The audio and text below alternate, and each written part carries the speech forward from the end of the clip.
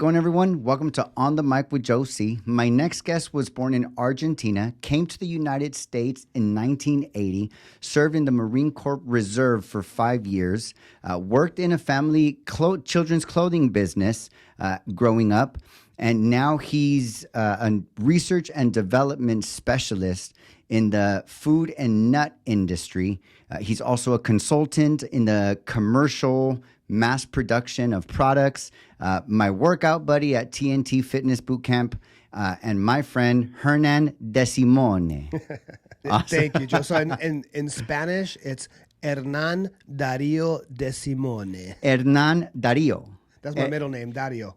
Thank you so much for being here with me today. One of the things that I do want to get curious about, because it's still something that I'm getting used to, what was it like when I invited you to be on this podcast? You know, I was curious about it. I'd never been on one. So when I was invited, I didn't know what to expect. I was nervous, excited, and at the same time, appreciated because there's something I know that you want to learn from me. So I love that. Overall, the feeling is excitement and willingness to participate. Thank you for your willingness to participate, because for me, this is a practice. Right? Like, even just to ask somebody, like, hey, would you like to be on my podcast? Like, take something, and then to get curious as to why I'm inviting that guest, because that question always comes right afterwards. Like, oh yeah, like I'm down, but like, what would we talk about? And so it's answering that question of like what I'm curious to know about this other human being. And so thank you for the opportunity of being here and giving me the practice that I need, because ultimately one of my biggest intentions for doing this podcast is for my journey and growth in communication and getting curious with others, being able to listen to others, being able to like say what's there for me when something comes up with others, vulnerability and all kinds of stuff that comes along with being able to be on a podcast in front of somebody, asking questions, knowing that you're live and that you're in front of cameras and that this is going to be seen by who knows who. That's definitely something that's a practice for me. And so giving me this opportunity to have you here is amazing, brother. I really appreciate it. Thank you. You know, I heard something recently. We were talking about this because a lot of back and forth conversations, there'll be some interruptions, interjections, things like that, right? And one of the things that someone told me is like, focus on being interested, not interesting, because all of us want to talk about our experience when we hear something. But if you focus on being interested in what somebody is saying, it'll help you be patient with your interjection or your comment that you have about that thing, right? And so be interested, not interesting. That's awesome, man. That's super awesome. One thing that I heard in what you said that's very common is most of the time I believe we're just waiting for the other person to stop talking so that we can say what it is that we want to say, right? I was listening to a podcast the other day, and one of the things that I never heard meditation articulated in this way, but the person said that meditation, even though it is mindfulness and it is for oneself, this person sees meditation as being for others. That when you meditate, you know, whether it's the breath, whether it's a sound, whether it's whatever, you're practicing to focus on one thing, right? And it's not about always being focused on that one thing. It's about noticing when your focus goes off of it and practicing how fast you can bring yourself back to that thing that you're focusing on. And when he said that it's for others, the way he articulated it was when you're speaking to somebody and somebody's speaking to you, the meditation practice helps you listen to where when the person is speaking and your mind starts going off to something else, or your mind is just waiting for them to be quiet so you can say something, you can let that go, put that aside, and come back to the one thing, which is the human being that's in front of you, sharing what is there for them that they want to share. And I was like, wow, like I never thought to think of meditation being a practice of how to listen. Like listen to the person speaking, not what you're saying to yourself about what the person is saying to you. Yeah. When you get to this stage in life, I'll be 49 this April. I have 22 years under my belt in this work experience. I was in the United States Marine Corps. I came from a different country. I grew up in Southern California. I traveled to 22 states, 5 different countries, 100 major cities. So I have a lot to say. So it's hard to hold that back. So Yeah. like what you're saying through meditation is, there's always going to be a chance to say what you want to say. There's always going to be a chance to say what you want to say. So keep that in mind. And that's one of my things is that there's always going to be an opportunity. The opportunity is not lost. And at the end of it all, if you didn't get a chance to say what you want to say because you forgot, carry around a notepad. Carry around a notepad because it's easy to put that side on that thought on paper so that you can continue to pay attention, so that you don't have to continue to try to remember what it is you want to say. Yeah, well, I'm glad this conversation is already fucking awesome the way it is, just organically like this. Right. And I have so many questions about the food industry, and I get that you're part of like commercializing and mass producing Yes. products, right? Yes. And it's specifically in the trail mix and the nuts industry that you're in specifically, and that you've been in for 22 years now, Correct. right? Yeah. Another thing that I'm really curious about is your parents and getting here from Argentina in 1980. I believe you were 5 years old when you guys arrived here.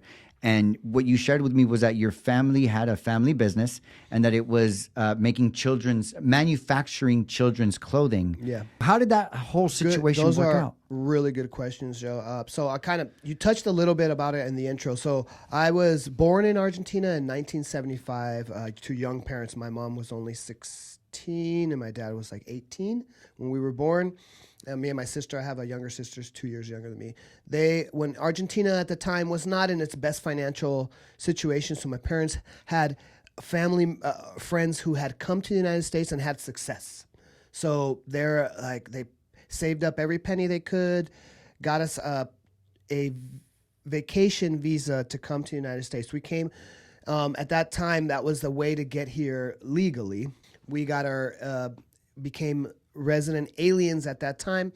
When that happened, my parents had been working odd jobs, but then finally had gotten a couple of good jobs at a clothing manufacturer in downtown Los Angeles, where they learned the trade of textile cutting, sewing, pattern making, all of that.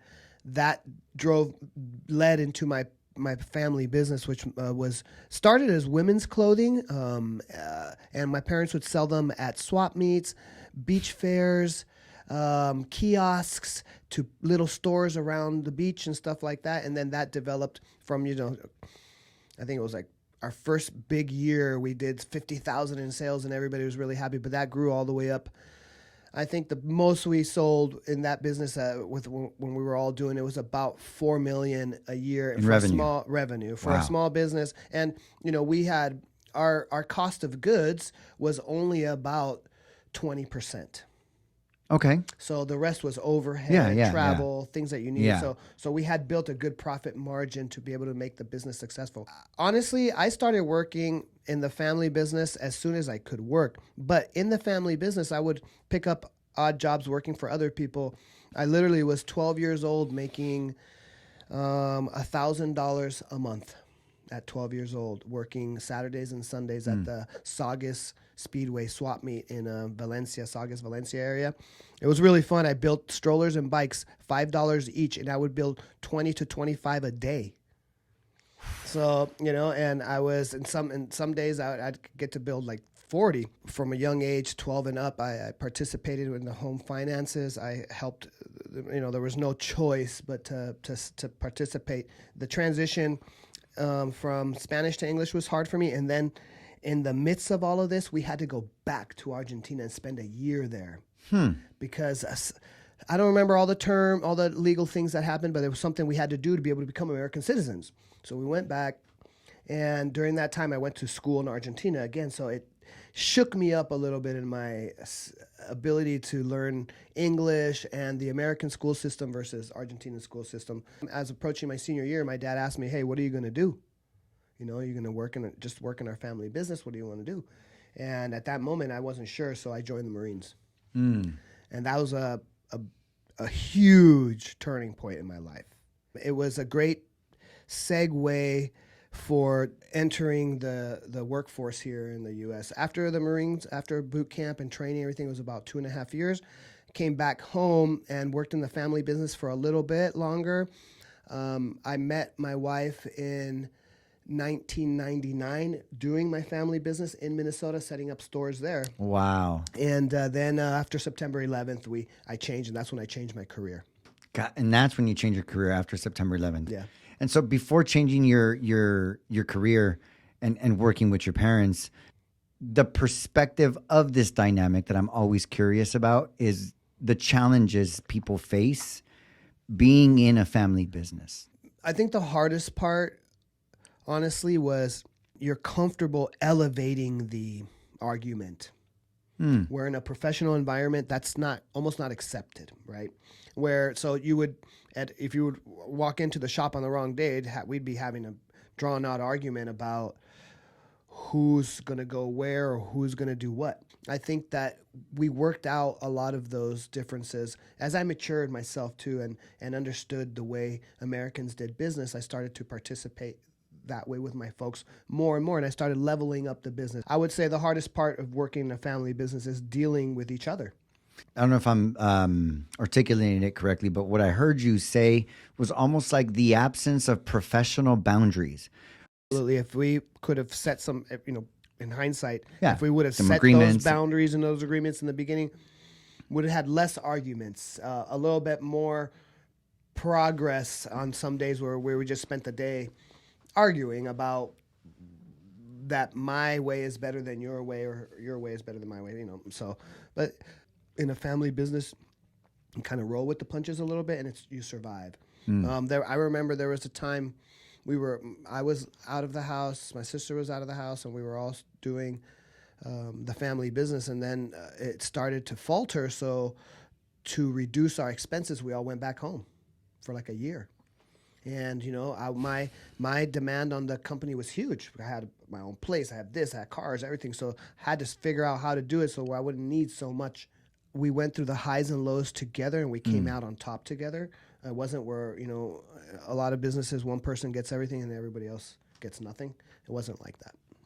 Being that it was a family business, what would you say something you learned from that? Like something that now, being outside of a family business, doing things on your own, being in a professional environment and system and all that, working for a company, consulting, things like that. What would you say you learned that benefits you now because you worked in the family business you worked in? When we would have arguments, my mom would get incredibly emotional. I mean, emotional tears. She wouldn't want to talk with us anymore. And it was because of something I said, and I said it was something important that needed to be said, but I said it wrong. I said it with aggression, with bad intention, right? So I learned, like, my dad would pull me aside and say, listen, you can't say it like that. You have to be a little softer to your mom. You need to talk to her about it like this, like that. So I practiced that with her, and what that led into my professional career was I wasn't afraid to bring up the tough subjects, right? So I learned to bring up very tough subjects without emotion. Just I wanted to put it on the table for discussion. And if you've ever been in a room where something really needs to be discussed, maybe someone made a terrible mistake and they caused a huge loss, right? But it has to be talked about because we all have to learn from that. I always found myself being the one to kind of start that conversation, right? And I would say something like, listen, what happened isn't anybody's fault, okay? We work together here as a company, but we need to identify this problem so that we don't do it again. All right, and so then it would open up discussion. Someone would come out and say, I wasn't paying attention when the temperature got up to 330. I didn't see it, and then I lowered the temperature, and it ended up ruining the product. Awesome. Thank you for sharing and telling us what happened. Now we got the truth out, right? And so I would look at the opportunity in the company, of how to prevent this from happening again. So I always use everything that everybody did as an opportunity. Don't get me wrong. If someone made the mistake several times in a row, they would be fired. But I learned a long time ago that you have to let people make mistakes. can't fire somebody after their first mistake. After that third, fourth time, they're going to learn. And now you've got someone with the knowledge, the experience. They've got the mistakes under their belt. They've made that mistake before. They know how not to do it again. So I always give people a lot of opportunity, because there's always moments of failures for everybody, and you can't just drop the hammer on somebody on the first mistake. What I get from that is, guys, there's no story here. What happened, happened. Right? In this case, it's like, guys, there's no bad thing. Just tell us. So we know, and then we know how to move forward, and then we improve from there. I call it defusing the situation. Yeah. Because a lot of people will hold back. They don't want to say. Well, because they don't want to say. They don't want to get in trouble. And they're scared for their jobs or whatever it is. But that comes from leadership. Exactly. So if you create the environment where people are constantly covering their butt, you're in the wrong place. You're going to have the same mistake happen over and over and over and over and over. I try to always make a good environment for communication in a workspace. I challenge people by questioning their information, but never negatively, just more like, where did that come from? Curiosity, not blame, is what I hear. Exactly. There's curiosity, not blame. And when people start to tell stories, or tell things, I try to tell them to use the language of report. This is where you have to, like, if you're going to tell someone something, it has to have all of the details in place. Names, locations, numbers. You can't say she, they, at this place, at this location. You have to be specific. This is important when you have meetings, because it doesn't leave room for misinterpretation. Yeah, everything is clear. Yeah, it's clear. You have to be clear, because we're taking marching orders from there. And if you think it's supposed to be 330, or it's supposed to be 330, it's a big difference. So, I think that's one of the things I was able to take from working in the family business, is learning a lot of patience and trust.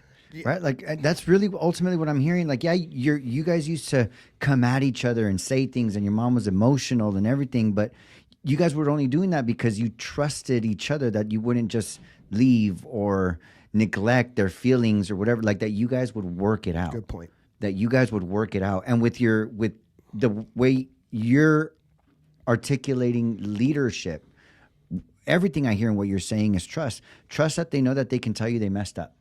Right, and that there's not going to be repercussions. Again, if it happens over and over and over, at some point you got to think about what's effective for the overall team. Really, not just the company, but the team. Right, because sometimes these choices might be affecting the workflow of the other people in your team. There's a saying, and then it trickles down. You're only as strong as your weakest link. Yeah. So if you have a team member who's not participating, you help strengthen them. If they don't strengthen after several attempts, you replace them. Yeah. Yeah, of course, and not like a robot, right? Like, but you definitely give them a shot. You give them, if you feel in your deepest parts of your heart that you gave somebody a fair opportunity, that's all you can ask for. And you'll know. And your heart will tell you. If you act heartless, without emotion, when you're terminating somebody, you're not doing it right. Mm-hmm. You're not doing it right. All you're doing is with the intention to hurt somebody. Yeah, right? And that should never be what happens at a termination, or when you let somebody go. It shouldn't ever be to hurt somebody. It should help them grow. And so I look at it like that too. Yeah, that's awesome, man. That's awesome. And this segues perfectly into the next conversation I want to have. Speaking about leadership, you've been in the industry of mass producing trail mix and nuts for 22 years, right? After the family business, Marine Corps and everything. What was your age when you got into this industry? And what were the opportunities you seen when you first got into it? So I joined New Century Snacks December 2001, 29 years old. I started as a forklift driver in the logistics department, so basically loading trucks. But I was the only person in the entire warehouse. So there was a person in the office, the ladies in the roasting room, the roasting operator, the manager, and then me in the warehouse. And this was a startup company. They were from the ground up. And you started with them, like with them at the beginning. first year. The first year they started. First year we were in the negative. Second year we did okay, and I think by third year we were already selling $3 million. By the time I left in 2015, the company sold for $350 million. Wow. So it was a huge company. That is what gave me the opportunity to learn every department, every single one from the ground up, starting from the ground on the floor all the way through manufacturing, through management, through the office doors, all the way into the top. And that provided me organic, true learned knowledge of the industry. And when I say the industry, I'm talking about nut roasting, trail mix, and packaging. Got it. All of those parts together. The company I worked at first just did roasting, and we would roast nuts and put them in 25-pound boxes, put them on pallets, and ship them to whoever wanted them, whoever it was, Safeway, large distributions, companies like that. Then over time, we started not only roasting bulk, we started doing packaged goods, bags, 3 ounce, 6 ounce, 9 ounce, 12 ounce, 14 ounce, different packaged bags. This is the packaging side. So we started growing, and we started with 1 roaster, 1 packaging machine, 2 roasters, 4 packaging machines, 3 roasters, 10 packaging machines. And we started getting bigger and bigger and bigger, and we started targeting all of the different sectors in the trail mix and nut industry. And this is, when I say that, is I'm talking about national brands, controlled brands, private label, and of course bulk. And that covers the entire gambit of nuts and seeds, trail mixes, that kind of stuff. If you're gonna take a concept from zero to finished good, you have to have all of this knowledge. If not, you're going to be dependent on other people to provide you this. So, and I know that I've shared a little bit with you about it, but it's, a concept is, I have an idea. I want to make a strawberry flavored, white chocolate, strawberry flavored covered almond, right? And you're like, I know I have sales already lined up for it. Walmart says they'll buy it, but you don't know how to mass manufacture it. This is where you approach someone like myself. You'd be like, hey, Hernan, I created this amazing almond. It tastes delicious. Can you reverse engineer it for me? Find all of the suppliers to provide all of these things that I need to make this strawberry yogurt-coated almond for mass manufacturing. When I say mass manufacturing, 1 million pounds a year. That's like small. Right. So, wow. So 1 million pounds a year. And then what I would do is I would then go to the lab with the almond. I would melt it. I would look at the ingredient statement that it came from, or I would ask them to provide me how they made it. Then I take the baseline, and then I engineer it so that you can produce it on these big pieces of equipment, because you can't make it like you make it in your kitchen. It's not the same thing. You're talking a pan and an oven compared to a giant roasting facility with chambers and processing and bucket elevators and tumblers and all these things. And all of it has to be done automatically in this long line. This is critical to be able to launch your product. And then, so I can help you create it so that it can be manufactured into bulk. And then I can take it from your bulk, design a package for retail with the box and everything you need to get it to the store. Is this more of like the consulting that you do now, or were you actually like doing exactly all this for the company you were working for? I did. So as a consultant, I do all of it. Okay. When I work for companies, I did pieces. Pieces of it. Pieces of okay, it, just right? pieces of it. In a company, like a nut company, you'll have, at the top, you'll have like the owners, the president, the VP, chief operations officer, CEO, and you have all the, everyone like myself. When I left as a consultant, I was chief operations officer. That was my title. Then I became a consultant, because when you're a consultant, you can tie yourself into somebody's idea.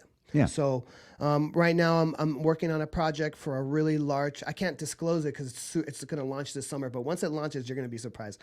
A large retailer who really created this amazing product, and they had me engineer it to mass manufacturing. It took 9 months for one product to get engineered or designed, created, and figured out how to produce actually it's going to be like over a year now for sure to create the one product. And that product, I tied myself into the back end sales. So I got paid for my time in the research and development, but if it's a successful item, I get residual percentage income from that. So it's only 1.5%, but it's a lot, right? Think about 1.5% of 5 million in sales, right? Over like a 4-year period of time. Yeah. And so I've been tying myself in time after time, product after product, either on the front end where I'm like, pay me $10,000 up front and I'll create this for you, or pay me $100 an hour while we create it and then tie me in at 1.5% at the end. Right. So, and if I have faith in that, and I'll be straight up, if you come to me with a product that I know won't sell in the market, I'll tell you, this won't sell. Let's not spend a dime of your money doing something that's just not going to have. What would a product need to have in order for them to come to you and you say, this is not going to work out? Well, I'll give you one example. Yeah. I'll give you an example. Okay.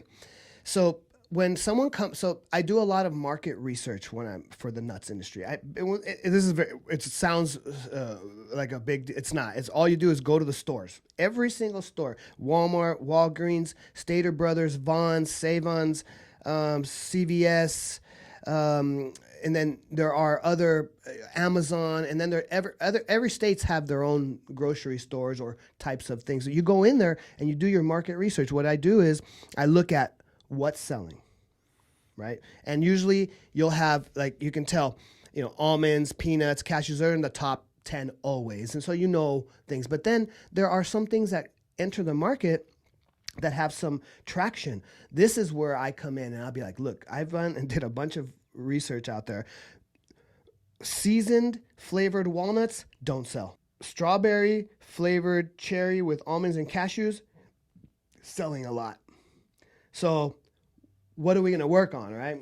We're going to work on something that doesn't sell, or you want to work on something that sells. So the market research brings in the data needed to provide the customer with information whether they have some traction or not. And usually this is done in the very beginning when someone comes to me with an idea. I'll just tell them, listen, and with my 22 years of experience, I can tell you right now that there isn't a sector in the market for this product. You have to, you can't fall in love with your idea to the point where you run yourself into the ground, because people do that. They fall in love with their idea. It's so delicious. It's the best thing in the world, but it doesn't sell. Nobody knows what it is. No one ever experienced it.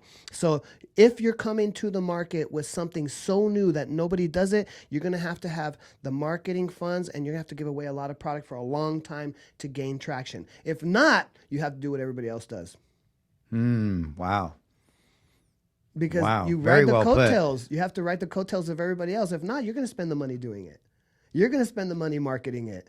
Just, like, I'll give you an example. When you go to a food court, there's not just one place to eat there. There will be 10, because that's where everybody goes, and it's the same thing. This is so great. There's this author that I listen to. He's also a speaker. His name is Simon Sinek. One of the things he talks about is having a vision, right? And he says that one of the mistakes that most people make is that we all think we have to come up with our own vision. Like, it has to be unique. It has to be us, right? He says that there's nothing wrong with tying yourself to someone else's vision, right? Sometimes somebody else has a vision, whether you tie yourselves to them or just their vision, right? Even if you don't partner with them, right? It could be anybody. It could be a speaker, somebody that you see that you look up to that has a vision that you say, hey, that vision resonates with me too. Yeah. And that it's okay to, like you said, jump on the coattail of that vision, right? Or like you said, if these almonds are not working, these almonds are working, right? Like, jump on this, right? Yeah. And that it's okay. I think a lot of times we get so caught up in wanting to do our own thing or the unique thing or be different, right? And sometimes I think if you can find your commitment in something that's already being done, that's working, you already got traction. Well, if you really wanted to, if you don't have the capital and stuff to kind of launch your own thing, if you do kind of copy somebody or kind of, even though it might not be exactly the same, but that this stuff is selling. Then once you've had some success, now you have the infrastructure to pivot and try something new, right? But I always ask, what's the budget? Yeah. What's the budget? Matters. Because it matters. First of all, I don't want to put you in a bad place and have you start a project where you don't have enough money to do it. Or if you don't have enough money, maybe we can manage the expectation, right? Like, a lot of people will come in, they're like, I have $100,000 for this project. And I have to manage their expectations. I have to first ask them, what does this money mean to you? Is this something that, you have to start a business, or is this your savings that you're trying, your family savings that you're trying to make money with? We need to understand this, right? Because I hate to put somebody into a bad financial understanding that every business has risks. Exactly. Especially everything that starts. It's true. It's true. But you got to mitigate that risk. That's why there's consultants, people like me, right? Like you said, you don't have to know everything. You don't have to be the one that created. You can use other people's knowledge and inspiration. Yeah. And as a consultant, do you invest too, or is it just consulting? I'm very careful with that because I don't like to have a conflict of interest. So when I invest in something, I have to make sure that it doesn't prevent me from working with somebody else. Got it. Does that make sense? Yeah. So I do sign some non-disclosure agreements, and I do, a lot of companies don't like to share their ideas. So I have to be really careful because I work right at this moment in time. I'm working with 3 different companies, and all of them, I'm going to tell you something super funny. All 3 are competing for the same business through me. Got it. But I can't disclose anything to anybody. So I can tell, like, when they're telling me that the owner's like, my overhead is only 7%. I want to be like, well, the other overhead over there is only 5. I don't say those but you things. can't. I have to disclose of course. these things. So this is where I have to be careful, And when I say I tie myself in, I usually mean it in a financial way, not a contractual way. As a consultant, I get that you give your knowledge, right? Like you're exchanging your knowledge, your know-how, that's your service. Your service is the knowledge. For somebody who has a lot of knowledge, but maybe like an introvert, right? Like a lot of knowledge, but doesn't know very much people. Would you say that would get in the way of consulting? If you have a skill, right, a really good skill, and you know it well, nothing gets in the way of that. I mean, you could be not a good talker, but your work is what matters. As a consultant, I hire consultants. As a consultant, would you say that having contacts, knowing people, like where to get things and having relationships with others matters to your business? Yeah. So for me, what I do, yes, because I'm in a lot of sectors in that business. Now, I work with quality consultants, safety consultants. That's all they do. Just the safety of the company, right? I know the safety really well, but I'm not an expert. So I hire experts for that. And you have to understand that part, because consulting where I'm at is I'm in a lucky place because I can consult in supply chain. I can consult in manufacturing, time motion, distribution, product analysis. I mean, it's just the realm is all there for me. So when I get hired, I'll come in and they'll ask me to look at their roasting schedule, and they're like, "Does anything seem wrong?" And right off the bat, I can tell you what's wrong with the schedule, or if the nuts are not being roasted in the right order. I'm also a validation expert. So in the food industry, in the United States, it's a very safe. We have third-party auditing companies that will come into your facility literally with white gloves, checking everything. And not only just checking that the paperwork says it, they actually go to you and say, "Hey, did you write this on this paper? You wrote 360 degrees. Can you show me where you got that from?" And then so the food industry, or the food manufacturing here in the United States, medium to large businesses, are very well monitored and regulated. I know this as well, and so I can go into a company and tell you, your temperatures aren't right. Your refrigerator needs to be at 50 degrees. The floors have to be swept like this.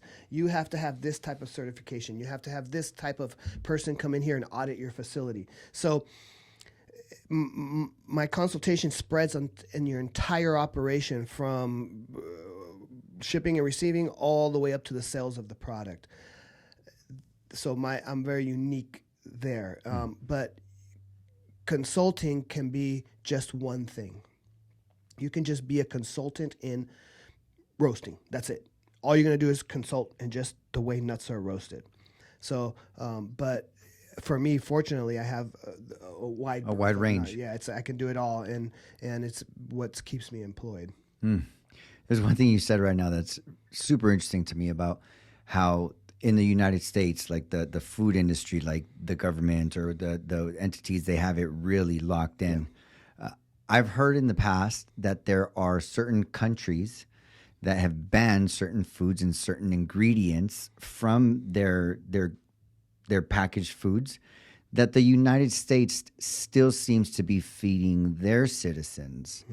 Being that United States is so uptight with that food industry, what do you say about what do you have to say about that part? Good question, Joe. So let me step back. Food safety. Okay, food safety is what the U.S. is good at. And this means that they don't want glass, metal, pathogens, salmonella, E. coli. They don't want any of that in the food at all. Because we've had in the past, like Jack in the Box had a problem back in the 90s. I don't know if you remember. I'll tell you about it another story, but it's a really interesting story. Yeah. It drove the industry in one direction, actually, after that. But so food is safe. Now, your question about what other countries do and what other countries don't do. So in the United States, we allow genetically modified organisms into our food. The difference between genetically modified organism and crossbreeding is where the natural process of crossbreeding can create a certain thing. But genetically modified means that humans interject with DNA into that plant to change its DNA structure, right? So no seeds, sweeter, less sweet, no rind, doesn't regenerate. A lot of things like that. And so, there are still some inconclusive studies, but feeding your body unnatural things, your body doesn't know what to do with it. So other countries have banned genetically modified organisms completely. And the United States still does it. I'll admit we are a country of 350 million, so we have a lot of mouths to feed. A lot. For comparison, Canada has 60 million total. Wow. We're 350 million. Just California has more people than Canada. Do you believe that if it wasn't for genetically modified organisms, that we'd still be able to feed all 350 million? We 100% could, just not at the same cost. Just not at the same cost. And we're capitalists here in the U.S. We try to make money any way we can, the best way we can, right? And so with food, it's we introduce cheaper fillers and things and change things around so we can ship them further and keep them longer. And these things, they're good for money, but bad for your health. So this is where where the U.S. This is something that just came up for me right now. Do you believe fast food is real at all? Or is it mostly synthetic? Food? Like, so I'm talking about McDonald's, Jack in the Box, like those. All of those, yeah. If you look at the meat content, so for example, if you just get ground beef from the store, 4 ounces of ground beef from the store has 30 grams of protein. 4 ounces of ground beef from McDonald's has 12. So I don't know what else is in there.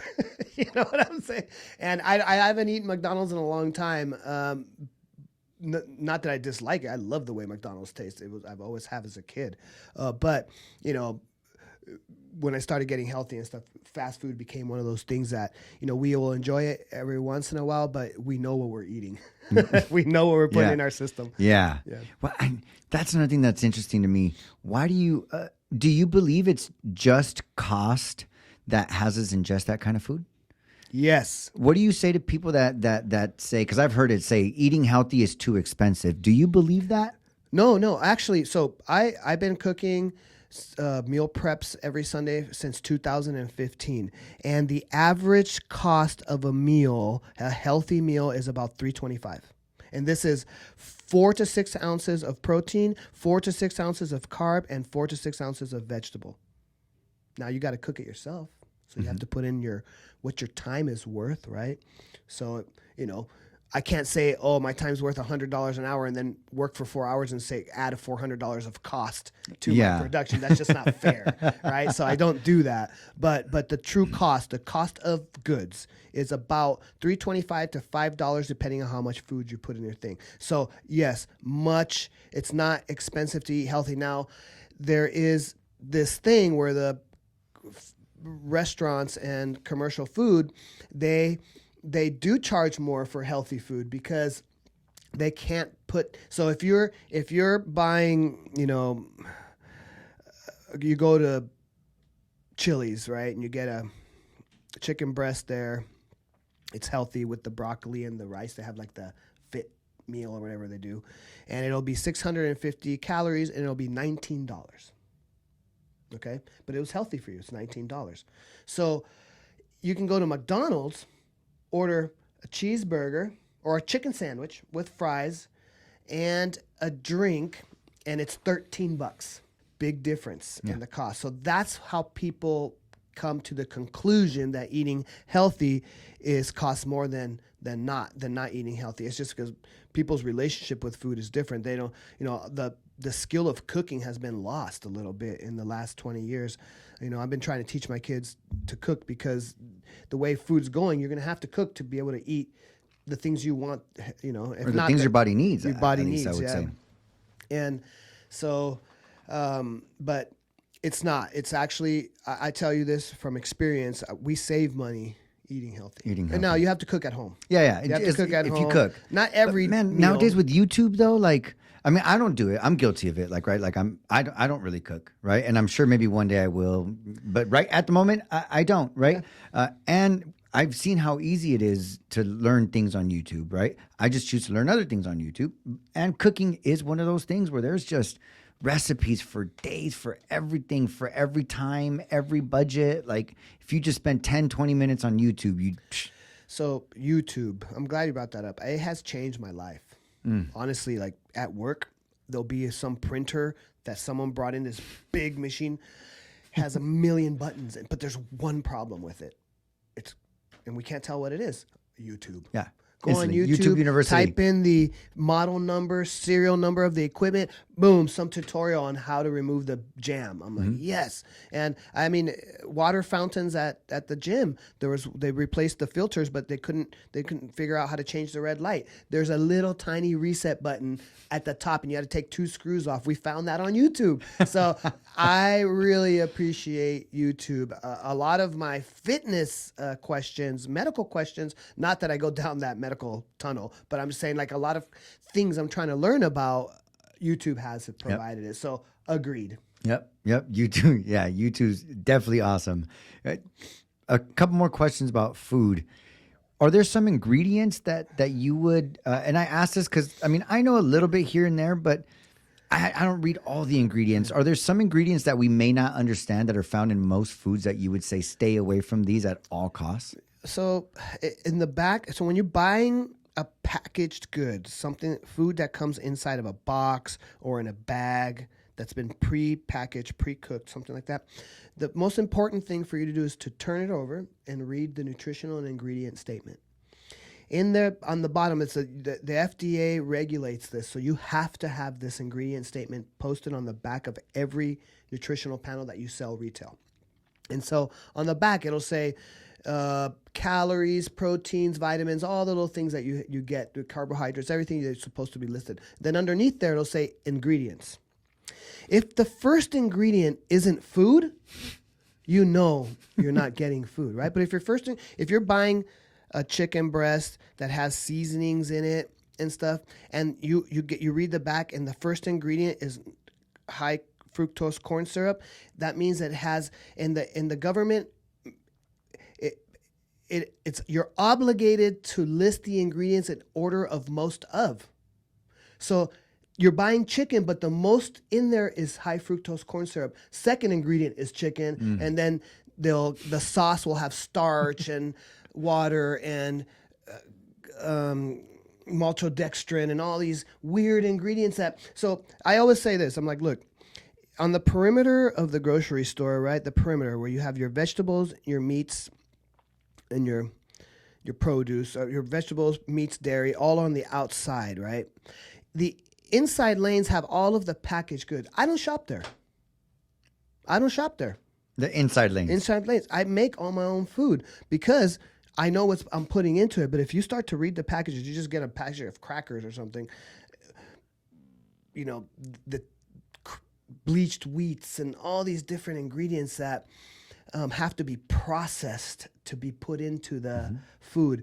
This is where I find, the difference between processed foods and home cooked foods. So if you're going to eat processed foods, you have to be really careful that you read the back of that ingredient statement and that the ingredients list chicken, salt, pepper, potato, carrot, and spices, right? That's a good ingredient statement. But if it says high fructose corn syrup, maltodextrin, sulfur,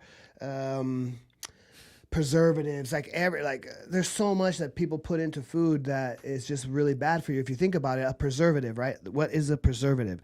A preservative keeps food from oxidizing, preventing it from going bad, right? Well, when you eat preservatives, your stomach reads those preservatives and it prevents your stomach from digesting that food correctly. So if it's not breaking down on the shelf, it's not going to break down correctly in your system. It's just naturally, it's what happens. So I'm careful with that. And, but if it's not food, it's not good for you. That's how simple. Yeah, that's how you see it. And the ingredients are in everything. You have to put on glasses sometimes to see because they like to put them in very small print. Oh, I've seen that. And one thing that was really interesting that I never heard said the way you said it right now, that I would like for you to repeat it and maybe even dive in a little bit more, is you said, I only shop on the outside. I don't go into the lanes. Yeah. The reason I say that is because when you walk into a grocery store, produce, meat, and dairy are on the sides, on the outside, the perimeter. Yes, I've noticed that. And then when you start walking to the middle, usually you'll have your spices aisle, ethnic foods, pastas, chips, crackers, frozen foods, all of these things that, to preserve them, you have to do stuff to them. They're not fresh. I look at the things that have empty calories too, like potato chips. Potato chips are one of these things that we all love, but really just super processed food, right? Ground up, fillers, seasonings added to the pulp.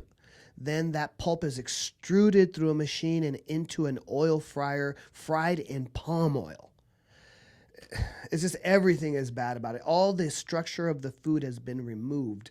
So when you eat it, they have to reintroduce the things that they took out into processed foods, and this is why I avoid them. And not all of them, not everything that comes in a package is bad. Like, Trader Joe's has good stuff.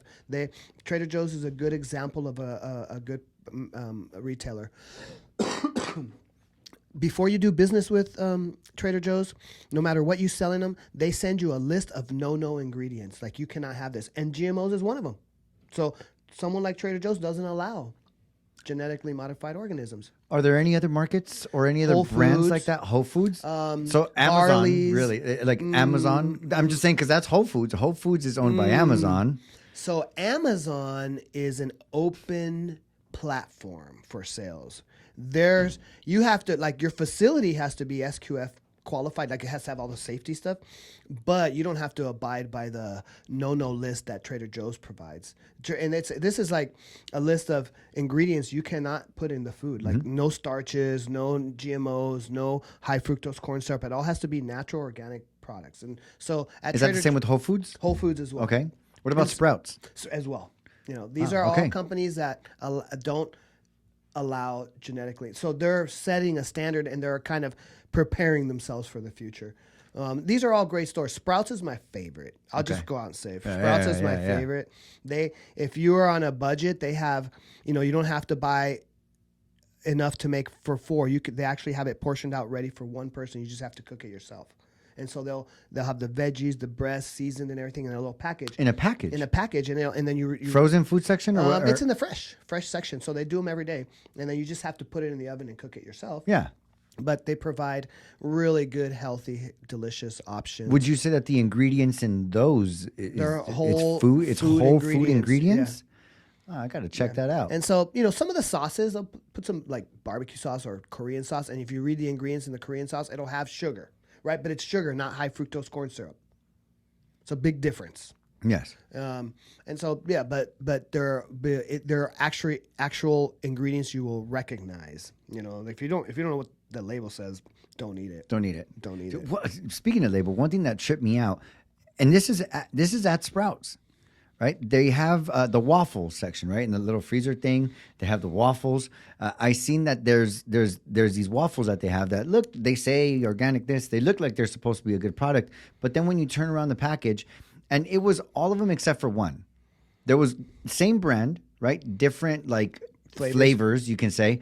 Only one of the flavors didn't have what I'm about to say, which is a label on the back that says there's products and there's ingredients in here or something that may cause cancer.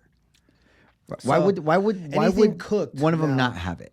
Well, so California Prop 35, I think it's called, and you are supposed to list carcinogens. One of them is like when you cook something, it has acrylamide. When you cook something, it creates acrylamide.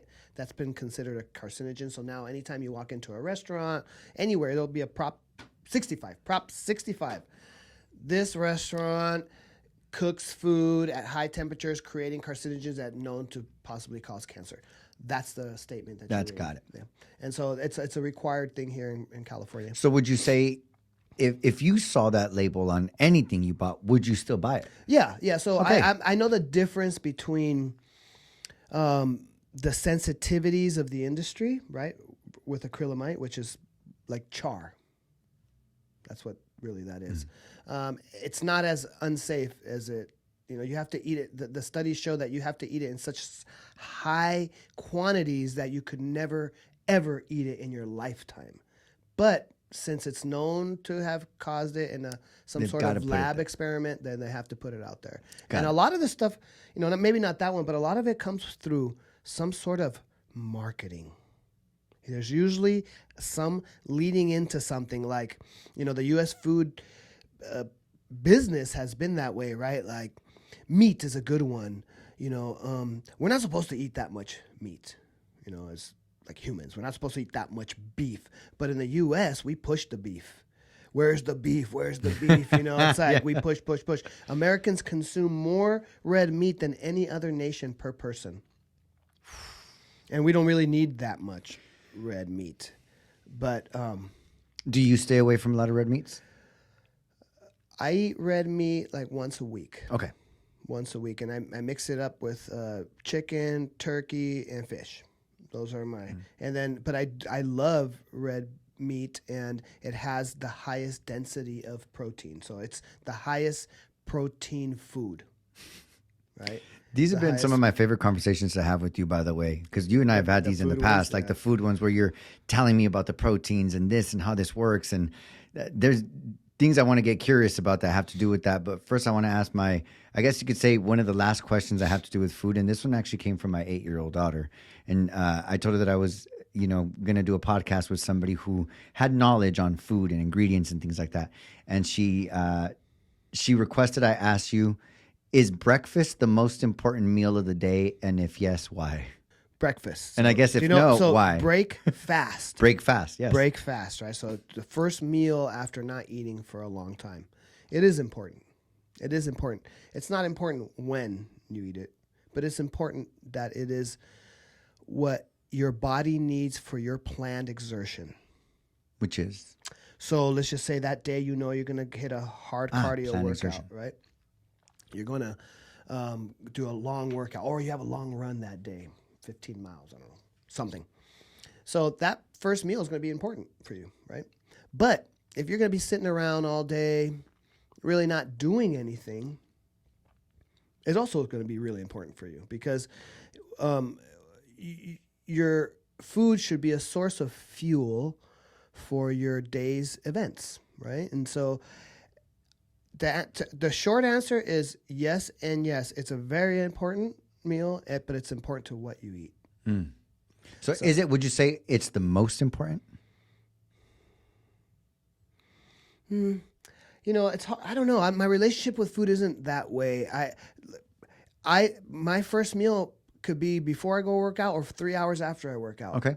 And I don't put a lot of importance into it. Now, it's always a good balanced meal.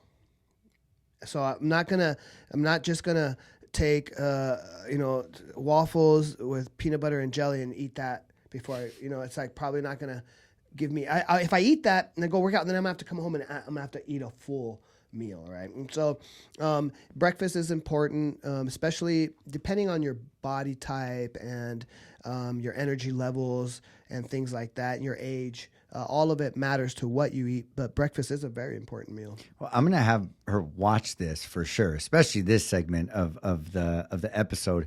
So for her, could you tell me for her what does a good breakfast look like? An 8-year-old or a kid, like an 8-year-old, needing some energy for the day and stuff like that. I would say would be like a balanced breakfast. 2 eggs. 2 eggs. That's 140 calories, and you're gonna get like 18 grams of protein. Okay. Either turkey breast or turkey sausage, or no nitrates. So avoid nitrates in your meats. So like for breakfast meats, and then some fruit. So for kids, fruit is very important because they're going to use that energy right away. So for a kid, they need to have a blast in the beginning of energy, right, through fruits and juice. Then they need sustained energy, so they're going to need some sort of carb, a whole carb, and then the protein to satisfy them and keep their hunger at bay. So those things are important. So things like eggs, turkey, fruit. What would you use as carb? So if steel cut oats, even though there's not a lot of protein in them, I recommend that because they take a long time to digest, so they give you energy for a long time. And to make it a little bit more desirable for her, you could add a tiny bit of protein powder, like a vanilla protein powder, maybe a little bit of chocolate syrup, like real chocolate syrup, not high fructose. Not the Hershey's. Yep. And then mix that up, and then that is actually a very pleasurable enjoyment for her. And then she'll have the carbs, the protein, and the sugars at the beginning of the day. That will hold her over. It won't give her any of those cravings. She won't want to eat chips. She's not going to want to do any of that. Once hunger comes in, then you have to have the snacks ready. So good snacks for kids, again, more fruit, nuts, trail mix, seeds. Those are also good things.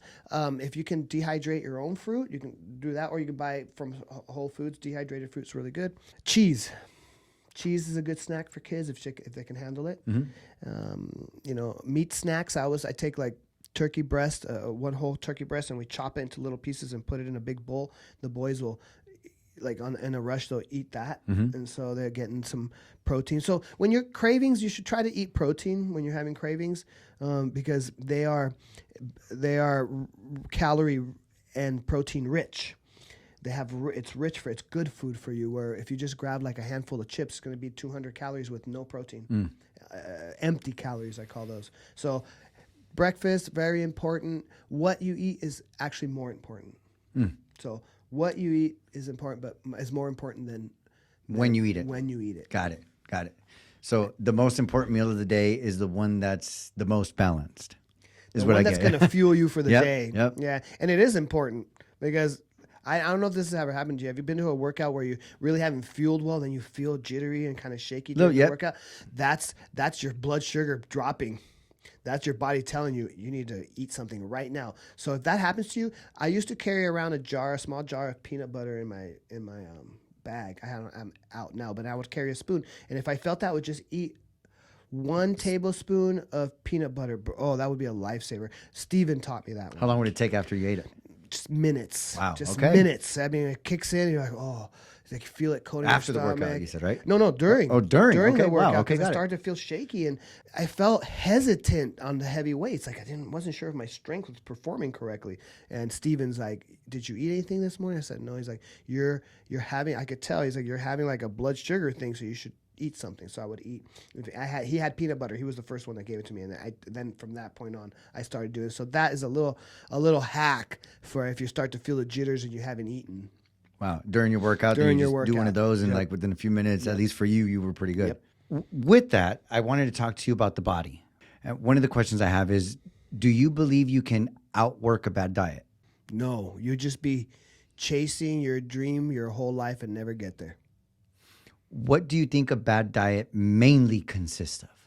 Not enough protein. Other than meat, what else can you get the most necessary protein from? Nuts and seeds. Nuts and seeds. Yeah. What kind of nuts? What kind of seeds? The highest density of protein is in pepitas. It's the whole pumpkin seed. So I think 100 calories equals 7 grams of protein. And so, for example, like 100 calories of meat, you get 13 or 14 grams of protein. Okay. Sometimes even more. With meat. With meat. Like tuna, for example, like is really close to beef. You can get a little packet of tuna that has 90 calories and it'll have like 16 grams of protein because it's just meat. Nothing else in there. No bread, no mayo, none of that. So as you add those things, you add calories and bring down the total amount of protein for calorie balance. So what I mean by that is I try to keep it for every 150 calories I consume, I try to eat at least 12 to 15 grams of protein. And that naturally, automatically forces you to stay very clean within a very tight, clean menu. Mm-hmm. You can't, because what happens is, for me personally, right now I'm consuming 2,750 calories a day with 180 grams of protein. And if you tried to match that 180 grams of protein with that low of a calorie intake, your selection of things you can eat is very minimal. It's like clean turkey, clean this, no extra carbs, no sugar, no alcohol. It's like you have to control that. And so, and I always, my thing is I always, whether I'm on a bulk or on a cut, I always maintain my protein levels, 1 gram of protein for 1 pound of weight. So if I'm 180 pounds, I have to eat 180 grams of protein. A day. And if I'm bulking, I could do that with 4,500 calories. But if I'm a cut, I can only do it with 2,700 calories because then I have to maintain the fat off. I'm trying to lose fat and maintain your muscle. And the only way to do that is keep your protein levels up and your calories down. If you want to bulk, you keep your protein levels up and your calories up. Wow. But I try not to overcomplicate it because if you just count your calories and your protein and you keep it to what I said, 12 to 15 grams of protein to 150 calories, you have no choice but to eat clean and healthy. There's no other choice. That's fucking awesome. Yeah. And that's awesome that you've been, like, you're into fitness. I can see that, right? We work out together. This is a conversation you and I have quite often. And so that you're passionate about this enough to understand the science and to research the science it's amazing. Yeah. It's amazing. And that's really why I wanted to have you on here, right? Because this is going to allow for me for this conversation to be visited whenever I want now. Yeah. Right. Like a lot of our conversations, there's been a lot of times where I'm like, damn, what was that one thing that Hernan said? Because that was awesome, right? And like now it's like, okay, I'm going to record this.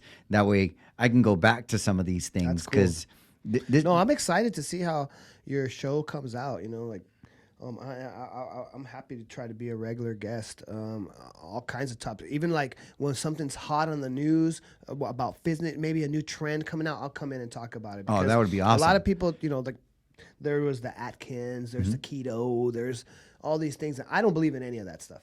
Number one. Okay, this I'll is definitely going to be another one. Come up there and say I don't believe in any of the fad diets. All right, next episode is going to be on fad diets. Yep. Anybody who's on one, I help them steer away because, and I'll go back in time and I'll show them things that this fad diet was called something else before, you know, and it didn't work. So now the marketing's come back in a different way. Wow. You know?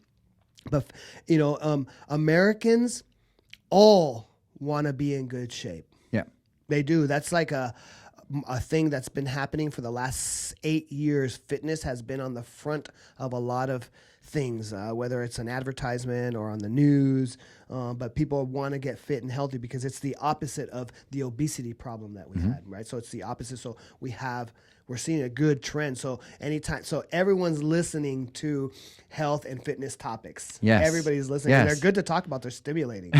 What's funny right now when you mention that like fitness is a big thing right now and that a lot of companies are using it for marketing, it's like you got beers, right? Michelob Ultra with people running, hiking, and climbing to the top of fucking Mount Everest. And With it's an like, Ultra. Bam, Michelob Ultra, right? It's like, yep, I could definitely see that. All of them have. So Michelob, Bud, Yep. Zero even calories. Modelo came out with one. Yep. So they all have these like 90 calorie or less, 80 to 90 calorie beers with full flavor because they used to be 200 calories. So, I mean, that's all geared to the fitness. Yeah, which is or still to people who are trying not to get big beer bellies, and so yeah, the trend is there. And then the fashion sector in the sports fashion sector has blown up. So everyone now uses fitness clothes as their everyday styles, trends. I mean, some you could buy literally a workout outfit that costs $10,000, from like Balenciaga. Right? It's like a pair of sweatpants, a really nice pair of shoes, crop top, $10,000. So, but not sure if you work out in that. no, right? they probably don't. But you see what I'm saying, though, that fitness has even gotten to fashion to where it's a lifestyle, not just for working out. It's a lifestyle thing. Everyone's just wearing, even if they don't work out, they wear fitness clothes. At your age, why is health and fitness so important and has you in the shape that it has you?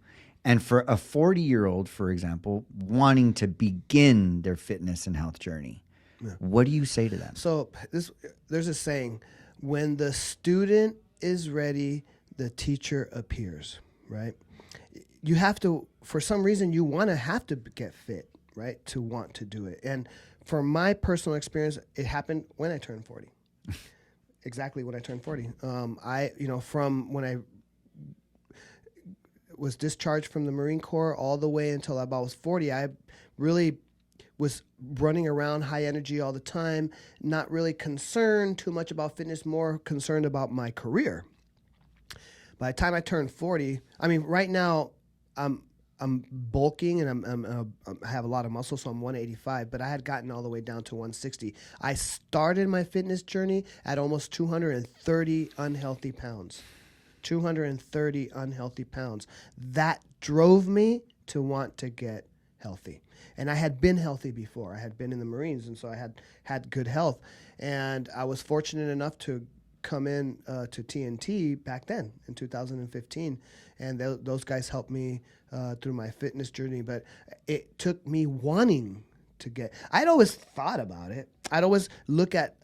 40-year-old guy who was really in good shape, and I always tell myself, man, I wish I can look like that. I want to look like that one day. And I had that picture in my mind all the time. We were at a YouTube concert, U2 concert back in 2013, 14, and this guy and his girlfriend and their kids walked up, and I couldn't believe he had 8-year-old, 9-year-old kids, beautiful wife. He was really strong and he looked so good. And I was like, man, I want to look like that. And it was my own vanity desire, but it was also that desire was for my wife too. She also wanted to get into shape and stuff like that. So that was what drove me, and I really wasn't ready. I would tell people no. They'd ask me to go work out, and I would just tell them no. I don't need it. I thought I was a Marine. I don't need it. But then my body stopped performing the way it did, so I started to work out, and that changed my life. I mean, my goal is to live as long as I can, and my philosophy behind it is that your body has to want to live. Not just the idea. You have to trick yourself. You have to trick your body to staying young and strong.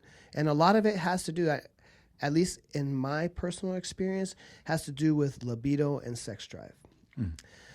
I know it's maybe not the same for everybody, and it could change at different stages in your life, but our natural existence on this planet is to procreate, to make babies. And if you were to separate religion and the regular observation of society, we would be making babies with all of the girls, right? Because that's what we naturally intended to do.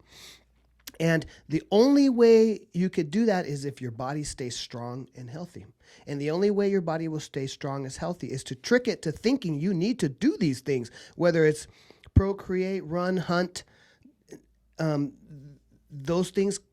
What we did in our paleo existence, we have to trick our brains to doing now. We're not that far separated from that existence in our genetic, the way we've developed. So if your mind thinks that you're going to still have to hunt, which we trick it by doing physical exercise and straining ourselves, right? It still has to mate. That's because we hold passion with in our minds, right? Whether you're single or married, you hold that passion, that drive, that thing. Like people may misinterpret it, but wanting to have sex is a good thing. Yeah, it's something that will instinctively make your body want to stay younger, because it has to produce semen. It has to have testosterone. It has to stay fit. You have to be able to chase that female down and fight off potential competition, dangers. Right? And if you just step out of like our human existence out into the animal world, you'll see how it is. That's how it is, and that's how we were meant to be. This is my philosophy, and this is what I'm going to stick to trick myself to stay as young for as long as I possibly can. I feel younger right now at 49 than I ever did in my life. Ever. That's a bold statement. Oh, that's a very bold. No, I can outrun myself, my 20-year-old self right now. I can outlift. I can outperform all of it. So and my intention is just to continue getting better. That's awesome. Hernan, brother, I appreciate you being on here with us. So much gold that you gave us, at least gave me, in learning a little bit more about the food industry and packaging and ingredients and everything that goes into it. And this is definitely not going to be the last conversation. I'm sure I'm going to be hearing about some trend or something where I'm going to be like, dude, we got to have a conversation about this. Let's have a podcast on your coffee line. Okay. That way we can, discuss it. And then when you put it out there, you're going to get some feedback. Yeah.